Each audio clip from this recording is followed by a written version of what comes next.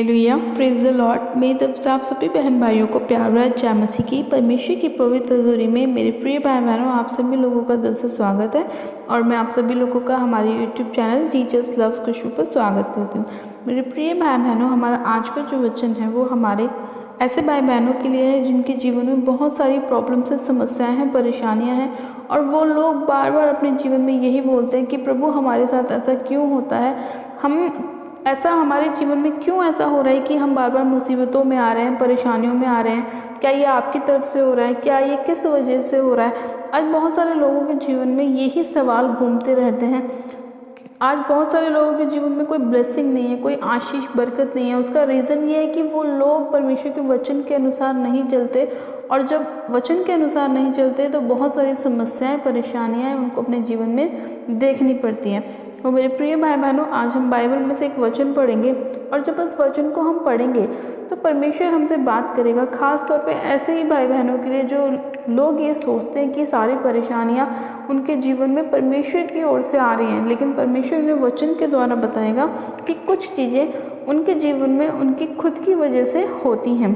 तो आज हम बाइबल में से एक वचन को पढ़ेंगे, नया नियम, उसमें से याकूब की पुस्तक को, और उसका पहला अध्याय और उसकी 12 आयत से 15 आयत तक। परमेश्वर का वचन कहता है, धन्य है वह मनुष्य जो परीक्षा में स्थिर रहता है, क्योंकि वह खरा निकलकर जीवन का वह मुकुट पाएगा जिसकी प्रतिज्ञा प्रभु ने अपने प्रेम करने वालों से की है। जब किसी की परीक्षा हो तो वह यह ना कहे कि मेरी परीक्षा परमेश्वर की ओर से होती है, क्योंकि ना तो बुरी बातों से परमेश्वर की परीक्षा हो सकती है और ना वह किसी की परीक्षा आप करता है, परंतु प्रत्येक व्यक्ति अपनी ही अभिलाषा से खींचकर और फंसकर परीक्षा में पड़ता है।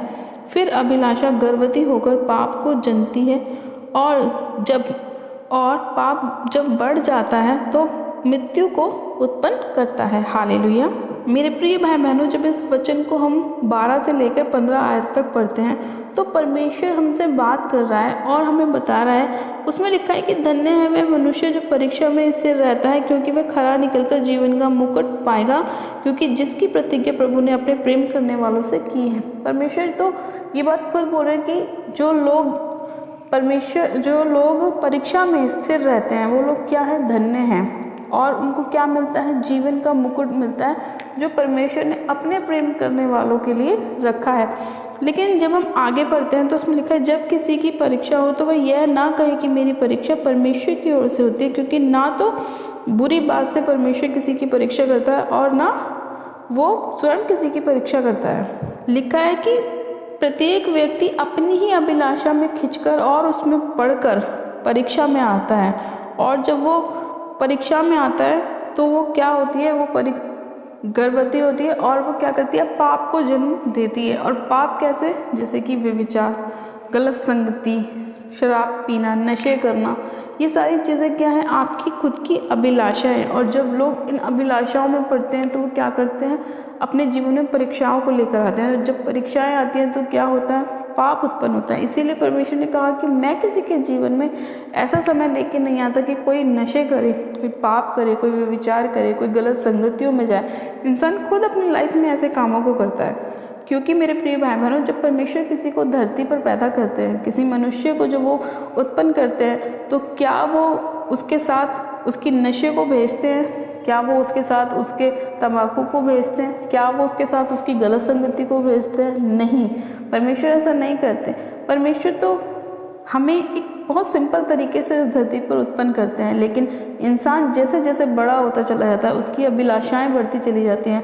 जैसे जैसे छोटा बच्चा बड़ा होता चला जाता है उसकी नई नई इच्छाएं उत्पन्न होने लग जाती हैं। पहले उसे छोटी छोटी चीज़ें चाहिए होती हैं, लेकिन बाद में उसको धीरे धीरे जैसी उसकी संगति होती है उसी हिसाब की चीज़ें उसको चाहिए होती हैं। ऐसी संगति में उसे बैठना अच्छा लगता है, ऐसे लोगों के साथ उसे उठना बैठना अच्छा लगता है जिनके साथ उनका समय बीतता है। और ऐसे ही जब वो अपने संगति वालों के साथ उठते बैठते हैं, उनके कामों को भी वो अपने अंदर करना शुरू कर देते हैं। तो जैसी आपकी संगति होगी वैसा ही आपका चाल चलन होगा। परमेश्वर का वचन कहता है कि अच्छी संगति को बुरा चरित्र बिगाड़ देता है। इसीलिए परमेश्वर ने कहा कि धोखा ना खाना, बुरी संगति अच्छे चरित्र को बिगाड़ देती है। तो पहले तो आप ये देखें कि जिन लोगों के साथ आपका उठना बैठना है वो लोग किस टाइप के हैं, क्या वो आपको सत्य के मार्ग पर लेके चल रहे हैं या गलत रास्तों पर लेके चल रहे हैं। और फिर आपको जांचना और परखना है कि परमेश्वर का वचन क्या कहता है कि हर एक प्रत्येक व्यक्ति अपनी ही अभिलाषा में पढ़कर, उसमें फंसकर, उसमें खिंचकर क्या करता है, परीक्षा में पड़ता है। तो आपको देखना है कि आपकी अभिलाषाएं कैसी हैं, अच्छी हैं या बुरी हैं, पाप की हैं, नशे की हैं, या परमेश्वर के वचन के अनुसार धार्मिकता पर चलने की हैं, पवित्रताई में चलने की हैं। ये आपको अपने अंदर खुद चेक करना है। जब आप इन चीज़ों का परख करना शुरू करेंगे तो आपको पता चलेगा कि आप किन हिस्सों में गलत हैं और किन हिस्सों में सही हैं। अपने अंदर से उन गलत हिस्सों को बाहर निकालें ताकि परमेश्वर की पवित्र आत्मा आपके अंदर आए। जब आप अपने अंदर से बुराइयों को दूर करते हैं तो आपके अंदर अच्छाइयाँ उत्पन्न होने लग जाती हैं। जब मेरे प्रिय भाई बहनों, आपका जो घर होता है जिसमें आप रहते हैं, यदि उसके अंदर कूड़ा कबाड़ा पड़ा हो तो क्या आप उसे रहने देते हैं? नहीं, क्योंकि वो आपको अच्छा नहीं लगता, क्योंकि वो आपके घर की शोभा को बिगाड़ता है। मान लीजिए किसी के घर में बहुत सारा कूड़ा फैला हुआ है एक जगह पर, जो उसे कई दिन तक आप नहीं उठाएंगे तो उसमें स्मेल भी आने लग जाएगी, उसमें कीड़े भी पड़ने शुरू हो जाएंगे, आपके घर से बहुत बुरी बदबू आना शुरू हो जाएगी। और लोग जब आपके घर में आएंगे तो वो आना पसंद नहीं करेंगे, क्योंकि आपके घर में स्मेल आएगी बहुत बुरी, और वो दूर से ही आपके घर को देखकर चले जाएंगे। उसी तरह से मेरे प्रिय भाई बहनों, आपका आत्मिक जीवन भी होता है कि अगर आपके अंदर गंदगी है, आपके अंदर से स्मेल आ रही है, तो लोग आपसे दूर भागेंगे, आपके कोई नज़दीक जाना नहीं पसंद करेगा। तो इसी तरह जब आप अपने घर को नीट एंड क्लीन करते हैं, जब आप साफ़ करते हैं, तो आपका घर स्मेल नहीं देता, उसके अंदर अच्छी अच्छी चीज़ें आप रखना शुरू करते हैं, तो लोग आपके घर को देखकर आपके घर की तरफ आते हैं, क्योंकि उन्हें अच्छी अच्छी चीज़ें देखने के लिए मिलती हैं। उसी तरह से हमारा स्वभाव भी होना चाहिए, हमारे अंदर परमेश्वर के आत्मिक फल होने चाहिए, ताकि जब लोग हमें देखें परमेश्वर के फलों से भरा हुआ, तो वो भी जानने की कोशिश करें। जब आपकी ब्लेसिंग को आपकी लाइफ में देखेंगे तो वो भी आपसे पूछेंगे कि क्या रीज़न है कि आप इतने ब्लेस्ड हैं, आपके बच्चे इतने आशीषित हैं, आपके घर में हर एक चीज़ है, ऐसा कैसे है, ऐसे आप इतने ब्लेस्ड कैसे रह सकते हैं। तो आप लोगों को परमेश्वर का सुसमाचार देंगे, आप बताएंगे कि प्रभु यीशु मसीह ने आपकी लाइफ में कैसे कैसे काम किए। तो आपको अपने चरित्र को क्या रखना है, उत्तम रखना है। आपके अंदर कोई भी ऐसी अभिलाषा नहीं होनी चाहिए जो पाप को उत्पन्न करती है, कोई भी ऐसे नशे नहीं होने चाहिए, कोई भी ऐसे व्यभिचार, कोई भी ऐसा पाप नहीं होना चाहिए जो आपको मृत्यु की ओर लेके जाता है, बल्कि आपके अंदर आत्मिकता के फल होने चाहिए। प्रभु यीशु मसीह के जैसा स्वभाव आपके अंदर होना चाहिए, आपका चरित्र उत्तम होना चाहिए, ताकि जब लोग देखें तो वो ये पहचाने कि हम प्रभु यीशु मसीह की संतान हैं, क्योंकि हमारे अंदर परमेश्वर के फल हैं, और उन फलों को देखकर ही लोग हमारे बारे में जानते हैं, हमारे प्रभु के बारे में जानते हैं। तो मेरे प्रिय भाई बहनों, आज जितने लोगों की भी शिकायतें रहती हैं कि हमारी लाइफ में ऐसे प्रॉब्लम्स क्यों आ रही हैं, हम ऐसे घटी में क्यों हैं, हमारे बच्चों के अंदर बीमारियां क्यों हैं, हमारे अंदर से ये सारे रोग दूर क्यों नहीं हो रहे, हम इतनी समस्याओं में क्यों हैं, हमें फाइनेंस की इतनी प्रॉब्लम क्यों है, तो वो लोग पहले अपने आप को जांचें, अपने आप को परखें कि आपके अंदर कैसा चरित्र है, आप किन अभिलाषाओं के साथ अपने जीवन को बिता रहे हैं। तो अगर आज जब आप अपने अंदर देखेंगे तो आप अपनी गंदगी को दूर करेंगे, उसे साफ़ करेंगे, और जब आप साफ़ करेंगे तो परमेश्वर का पवित्र आत्मा आपकी लाइफ में एंटर करेगा, उसकी ब्लेसिंग आपकी लाइफ में एंटर करेगी, और आपके सारे निराशा परमेश्वर दूर करेगा और आपको ब्लेस करेगा, आपके सारे रोगों को दूर करेगा और वो आपको चंगा करेगा। क्योंकि परमेश्वर अपना वचन में कहता है कि मैं तुम्हारा चंगा करने वाला परमेश्वर यहोवा हूँ। तो मेरे प्रिय भाई बहनों, जितने लोग चाहते हैं परमेश्वर की लाइफ में काम करें, तो अपने अंदर से हर प्रकार के पाप को दूर करें, ताकि वो मृत्यु को उत्पन्न ना करें, बल्कि अपने अंदर परमेश्वर के आत्मिक फलों को लेकर आएँ, परमेश्वर के जैसा स्वभाव अंदर अपने अंदर लेकर आएँ, ताकि परमेश्वर आपको बहुत आयत की ब्लेसिंग दे, आपके सारे रोगों को, परेशानियों को, निराशाओं को, दुखों को, कलेशों को वो दूर करे। हालेलुया।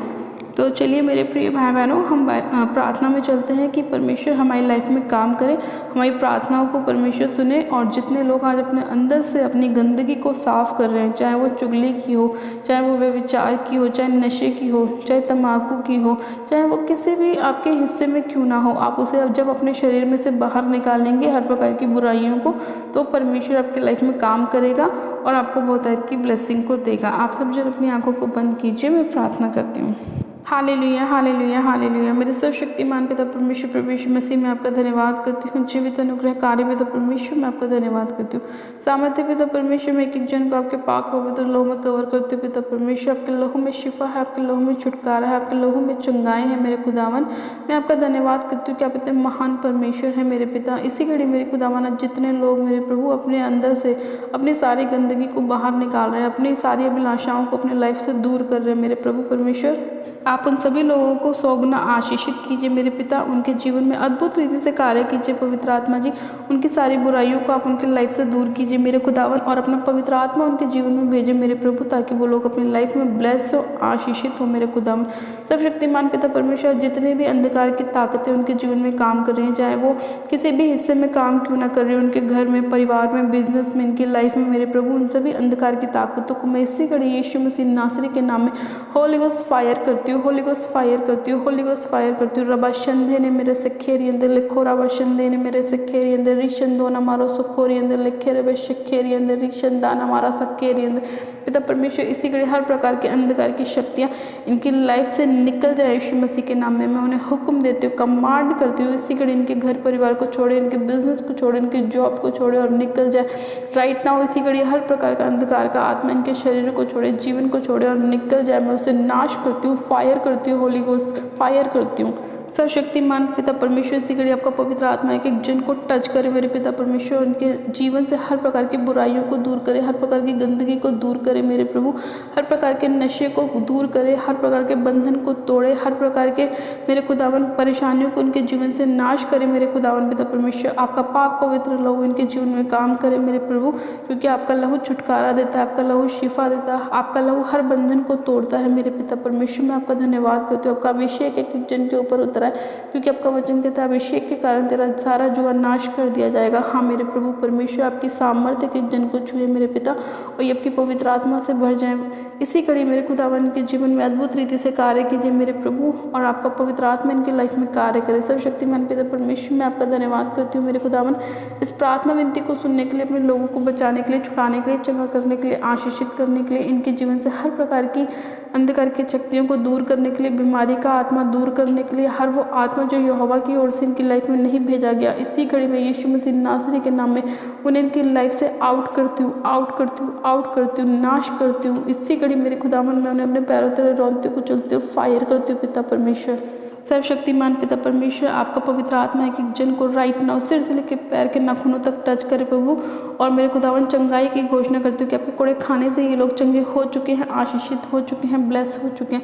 मेरे खुदावन पिता परमेश्वर मैं आपका धन्यवाद करती हूँ, अपने लोगों को बचाने के लिए, छुड़ाने के लिए, चंगा करने के लिए मैं आपका धन्यवाद करती हूँ। उनके सभी कामों पर इन्हें आशीष देने के लिए मैं आपका धन्यवाद करती हूँ। हर एक हिस्से में ब्लेस करने के लिए मैं आपका धन्यवाद करती हूँ, धन्यवाद करती हूँ पिता परमेश्वर। आज के वचन के लिए, सुंदर समय के लिए आपका धन्यवाद करती हूँ। सारी महिमा आदर आपको देती हूँ, और प्रार्थना विनती बड़े विश्वास के साथ हमारे उद्धारकर्ता प्रभु यीशु मसीह के सामर्थ्य जलाए नाम में मांगती हूँ, आमीन, आमीन। आप सब जन कहें आमीन।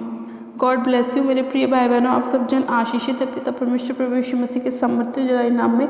और ये मेरा विश्वास है आज का वचन और आज की प्रार्थना है आप सभी लोगों के जीवन में सौगुना ब्लेसिंग को लेकर आएंगे, बरकत और आशीष को लेकर आएंगे, और परमेश्वर आपकी लाइफ को सेम नहीं रहने देगा। हालेलुया।